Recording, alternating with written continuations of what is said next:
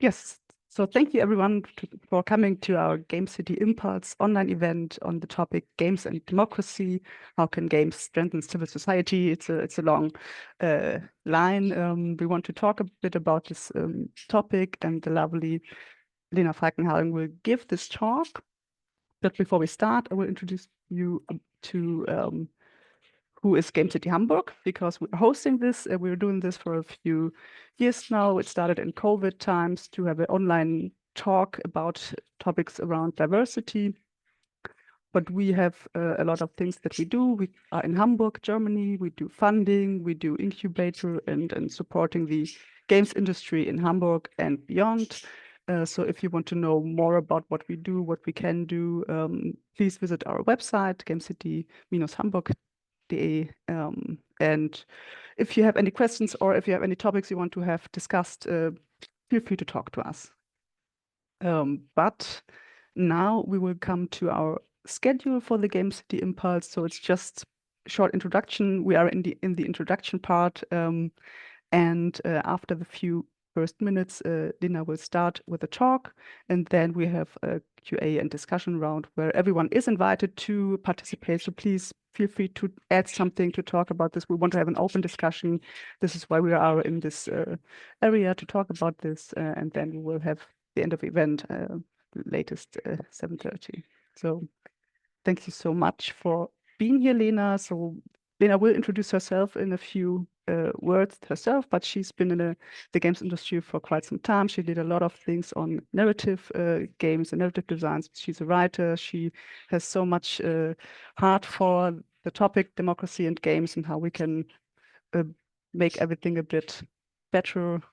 So yes, Lena, thank you so much for being here. Now we'll head over to you, give over the scepter to let you talk. Thank you so much for the kind introduction, Anna. And now I am going to start, or try starting my presentation. So you should be seeing something. Yes, it's cool. not in the presentation. Not in presentation mode. I'll change that quickly indeed. Okay, so now you should be seeing the presentation mode. Okay, thank you. So welcome to my talk, my impulse on games and democracy and how games can strengthen civil society and democracy. I've dubbed the talk Play with Power because that's what this is initially about. So we're playing with power and who has power in a democracy, basically. So my name is Lena Falkenhagen, as Anna already said. I'm a writer, so I write novels, books, I write games, but I'm also a narrative designer or narrative director for indie games, for example. I've worked on Drakensang Online for, I think, 6 years. And I've also worked as a narrative director for Beholder 3 by Paintbucket Games, which kindly enough won the Deutsche Entwicklerpreis, so the German Developer Award for Best Story and Best Game Beyond Entertainment. Also Best Computer Game Award for Best Serious Game, which I'm kind of proud of. And this year, Paintbucket Games released The Darkest Files, which is a game that is kind of crucial to democracy and a discussion of power. And it's also by Paintbucket Games.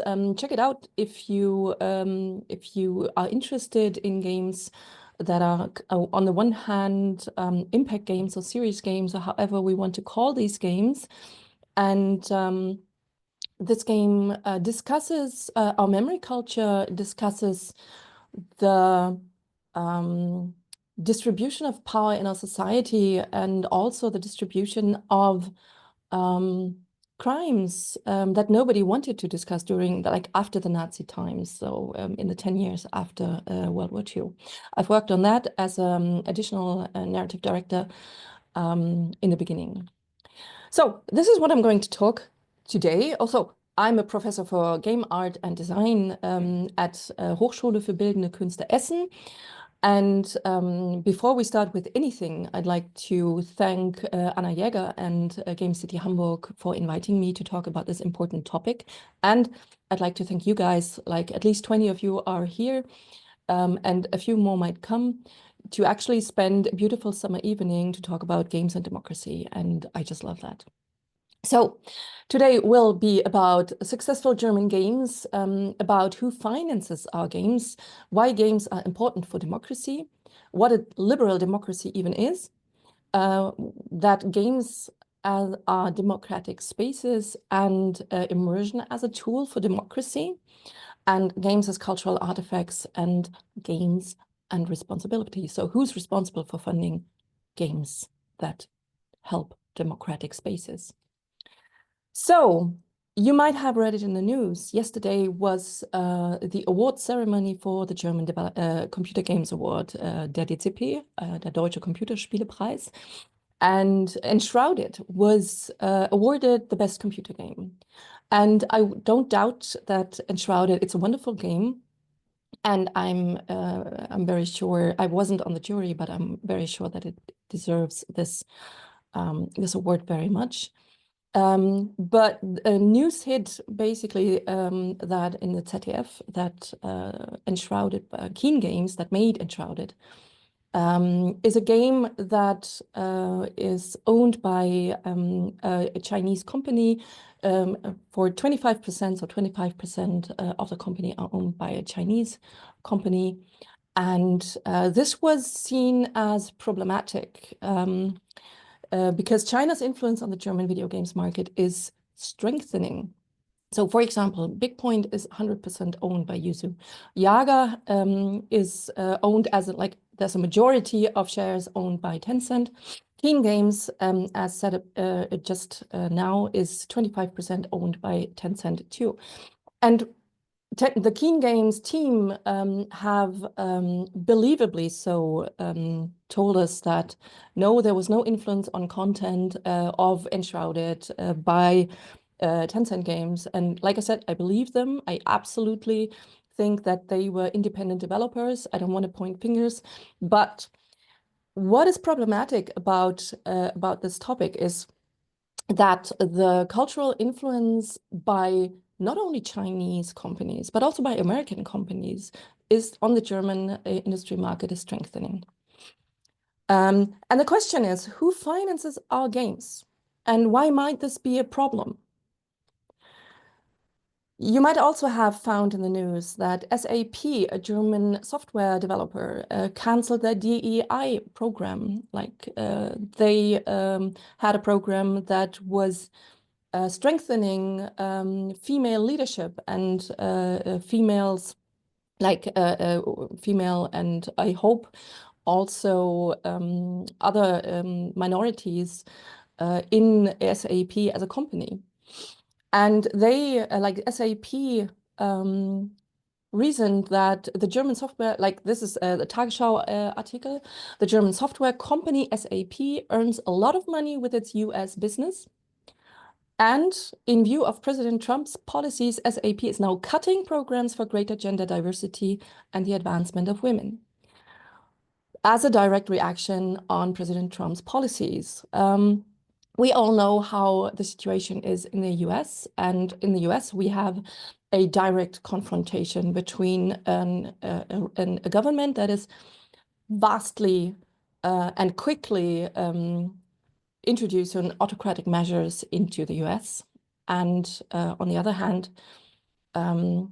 it is strengthening its influence into other countries, into Denmark, for example, trying to force companies that work with the US to also cancel DEI programs. So this is a direct financial and political influence of companies from autocratic regimes or regimes quickly becoming autocratic on the German market, because SAP is a German company. So that being said, why are games even important for democracy? And of course, games are a mass medium. Statista, which is like the statistical collection company in Germany, has data on TV and games usership. And in 2023, they said that the daily viewing time of 14 to 29-year-olds in Germany was at 39 minutes, well below the previous year's figure. I didn't find any for 2024. And Statista also said for 2024, children and young people play for around 1.5 hours a day. So while TV has reduced itself, or usership of TV medium between younger people has diminished to 39 minutes per day, games are used 90 minutes per day. Oh, this is German. I apologize. So this is more than double.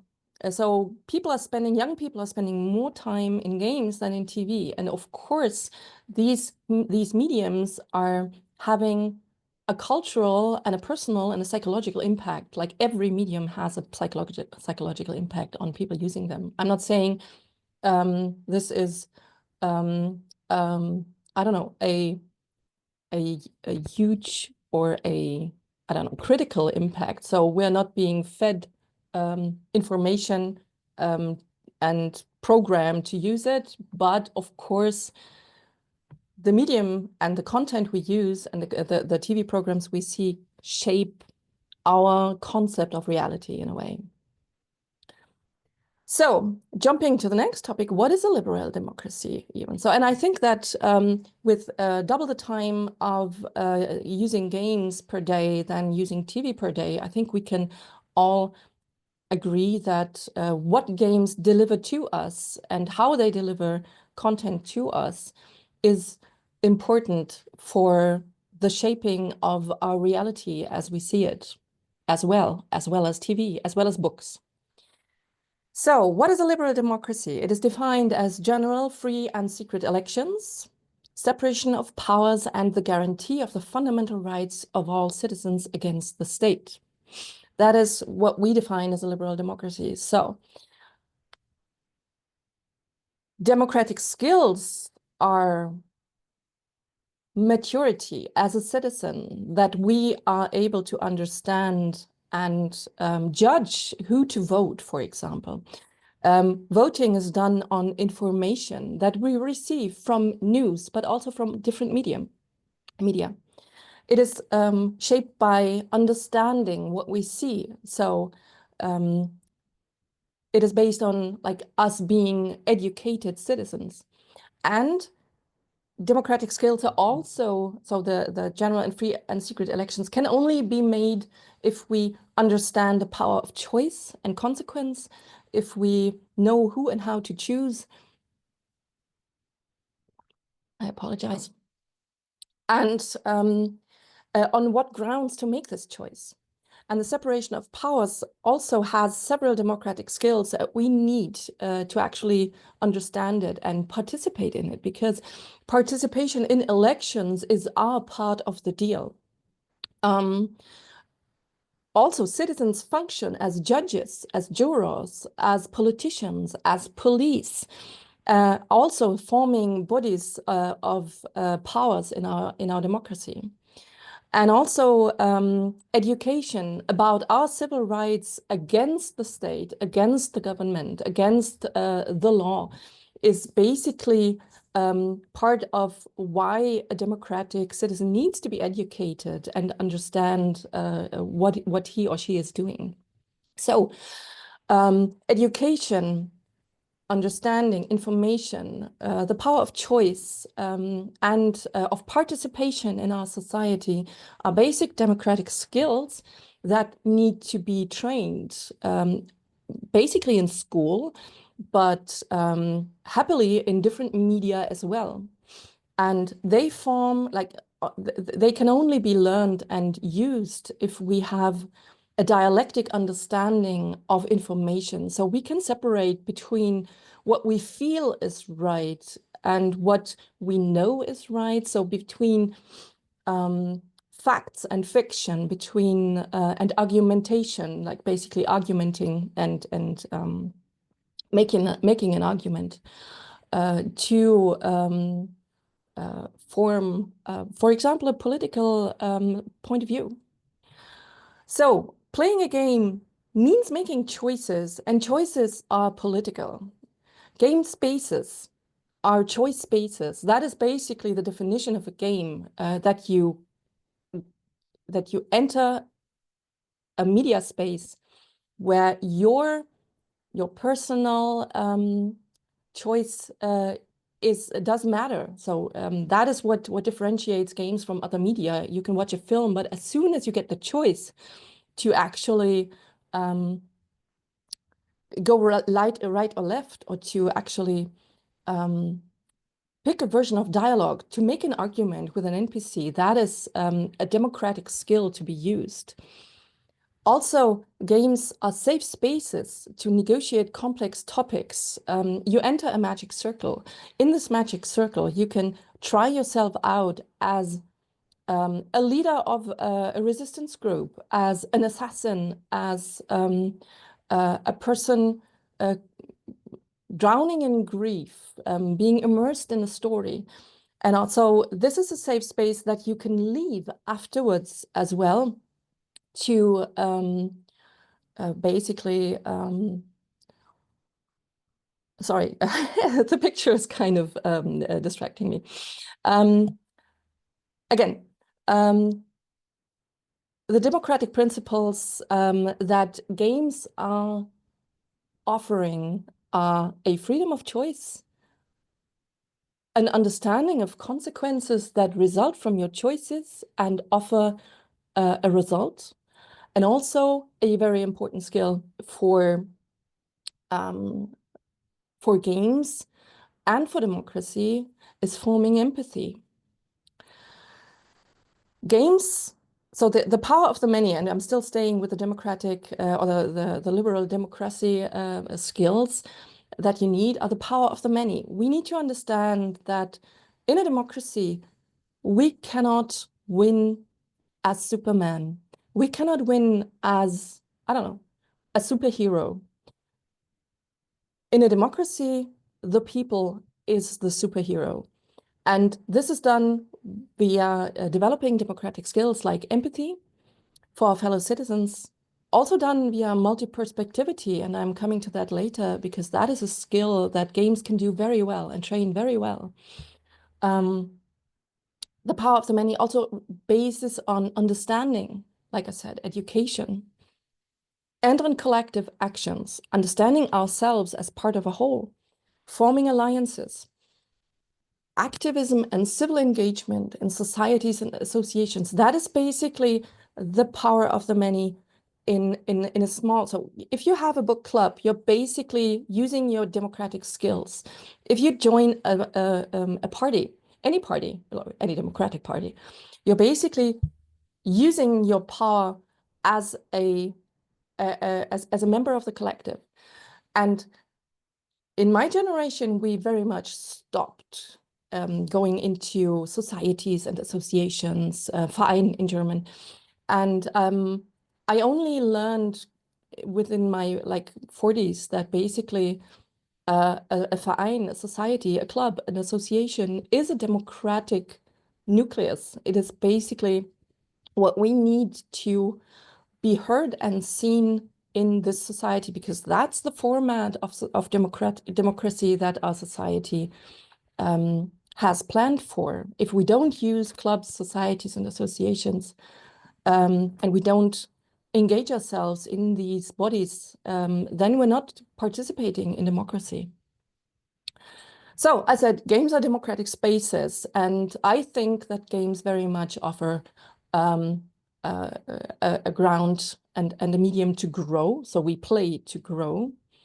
And I have a few examples for this. For example, All Will Keep an Eye on You. It's a game from 2016 by Osmotic Studios. And this is about how our civil rights influence our liberty, because you play a person supervising citizens, listening to their telephone calls, reading their emails, reading what they write in forums. And so today this would be if they're reading your telegrams or your Signal or your WhatsApp messages. And you collect a file on everybody and form a network of people who might be working together to overthrow the government or to plan an attack. And the fun thing is, maybe they aren't. Maybe they're just venting in a forum. And I studied, like I have a master in Germanistic, in German literature. And I know a couple of things about words and language. And this game taught me about how little you can actually understand from what people write in a forum. Or if they are just using Stammtisch vocabulary, you know, if they're just venting. Or if they mean to Merkel needs to die, you know, if you cannot judge from a written statement if this is like really something they mean and want to do, and if they plan an attack. And that is what this game taught me.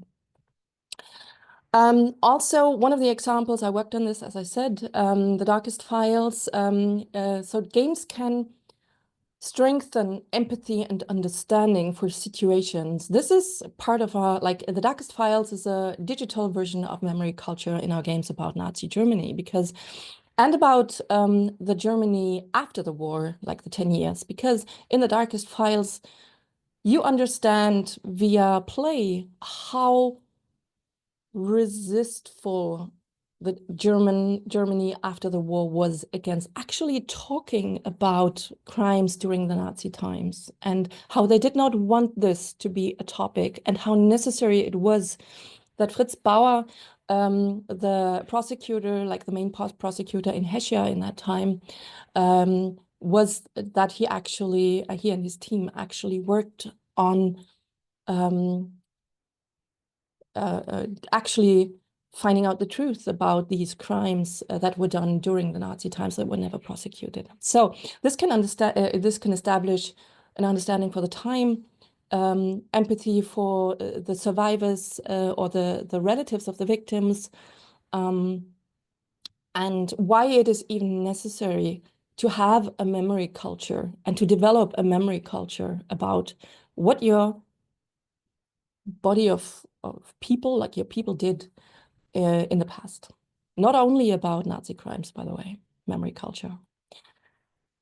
Also, this war of mine, everybody knows it, by 11-Bit Studios from 2014, where you play from different perspectives, by the way, different people in a game, in a world that is ravaged by war. So you play a character or several characters that are civilians in a war and just want to survive. They just want to eat. They just want to be safe. They just want to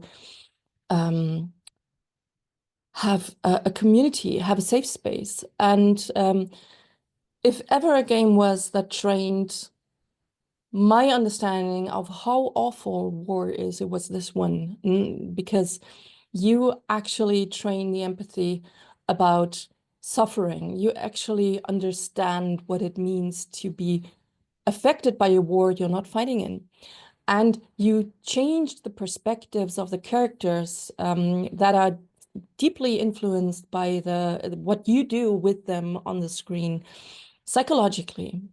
It might even lead to suicide of a character on screen because they cannot endure the situation anymore. So again, perspectivity change. Closer the Distance by Osmotic Studios, again, published last year, is basically a game about grief, where you discuss coping with grief. And you change the perspective all the time. I don't know if you see my mouse, but you can switch between up to 10 characters in this game.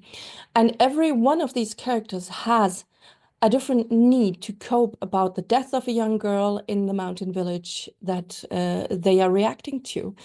And you understand that some people need sleep and they need to be alone and they have to have their routines, or they need harmony.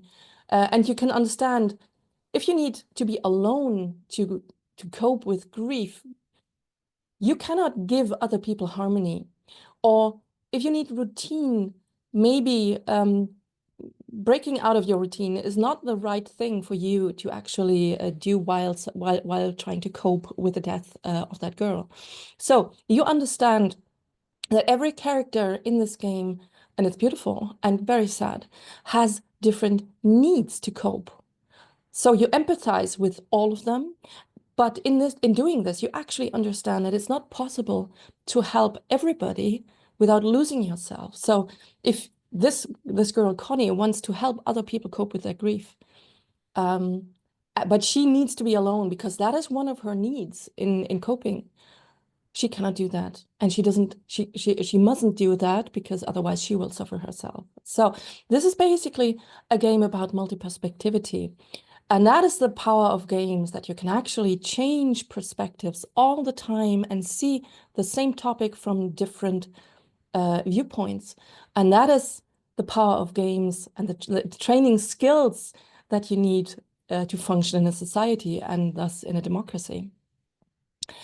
So is Falkenhagen talking about serious games again all the time? No, she's not, because I think that I played the Blue Prince in the last couple of days a lot, and I hate puzzle games. This is a puzzle game. So you move through a manor with 45 rooms, and you're looking for room number 46 because your uncle gives you this manor and has you step into his inheritance when you find room number 46. And you need deduction skills, and you need you need to make choices that have consequences. You need to pick rooms like a puzzle of once you enter a room and pick a door, you get offered 3 different variations for the next room that you want to enter. And then you have to make a choice. And if this is a room that does not have another exit, you need to step back. And every step that you do counts against your final step number. So you need to be very careful with how many steps do I use for what? How do I use my money? Do I need keys? Where do I get keys? And so on. So this is a game that actually teaches choice making. It teaches consequences of your actions. It also teaches dialectic skills because you have to puzzle in your brain all the times. And a lot of games, like this is basically the definition of ludology. You combine things, you make choices, you move through game spaces.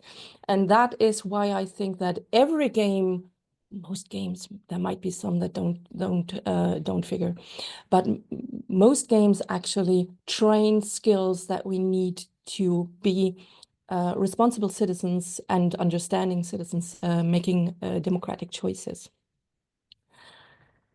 So again, games are cultural artifacts. And I want us, like now I'm addressing the industry as a whole. So studios, publishers, designers, teachers. We need to stop thinking of players as users. And we need to start thinking of players as citizens, because that's what they are. We need to take them seriously as ethical and democratic entities. I'd like to just shortly go into a bit of theoretical grounds, because Miguel Sicar, in his article, The Ethics of Computer Games, said in the ludic hermeneutic circle, a player experiences a game in a ludic hermeneutic circle, a process of procedural moral interpretation of the game experience. Procedural moral interpretation. This process is also a dialogue between the player as a moral being and the game. In this dialogue, the player has not only to interpret the game, but also to provide ethical behaviors of her own to the experience. An ethical game is that which acknowledges, respects, and encourages the ethical being of computer game players. So this is basically the baseline. Once we as an industry, as designers, as studios, as publishers, as teachers, acknowledge, respect, and encourage that the player sitting in front of our game is an ethical being with making ethical choices, then we consider our player as a citizen and not as a user. The user is basically a word using people for your games and for monetization. Seeing players as citizens has respect and considers them ethical beings. So the ethical reflection of our game world, so the content of our game, and the ethical reflection of the medium. So what does it do? What can it do? The gaming community, what is our responsibility? And the ethical reflection of topics in reality is this ludic hermeneutic circle that I want us to consider, and where I feel like we need to go, because this is like an interaction that is constantly happening. We step in and out of the magic circle all of the time. We're taking our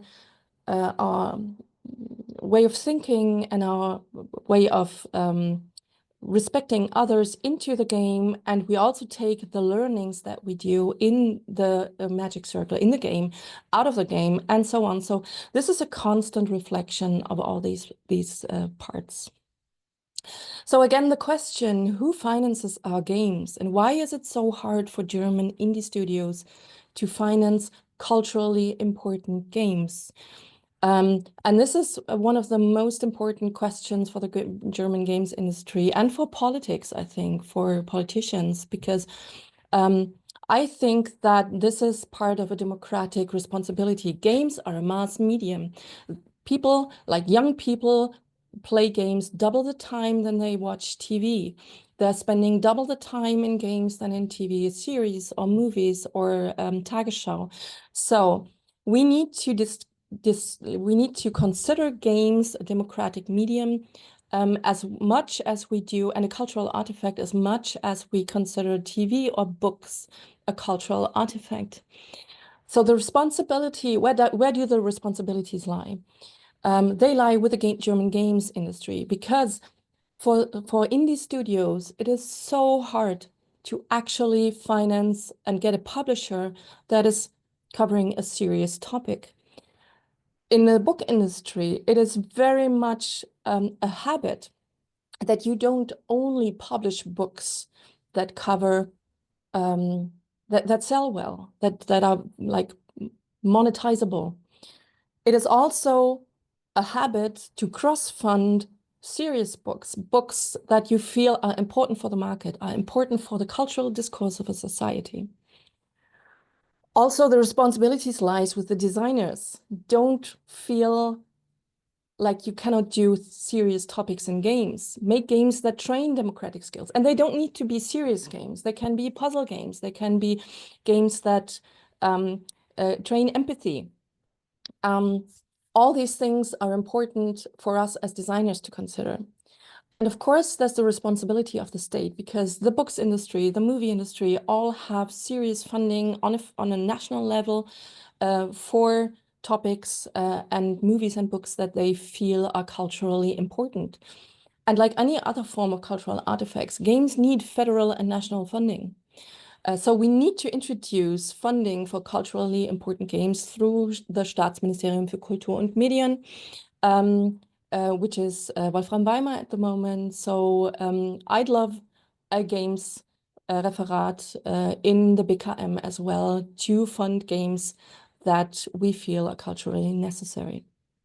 So these are the three responsibilities. And if you have any ideas about, like, there are more of these, please let's discuss about this later in the freeform discussion. So I'd like to close on a positive note, because yesterday also the German Computer Games Award for the best serious game was awarded for the game Deine Stimme, Your Voice. And this game sensitizes students to populist and anti-democratic tendencies in politics.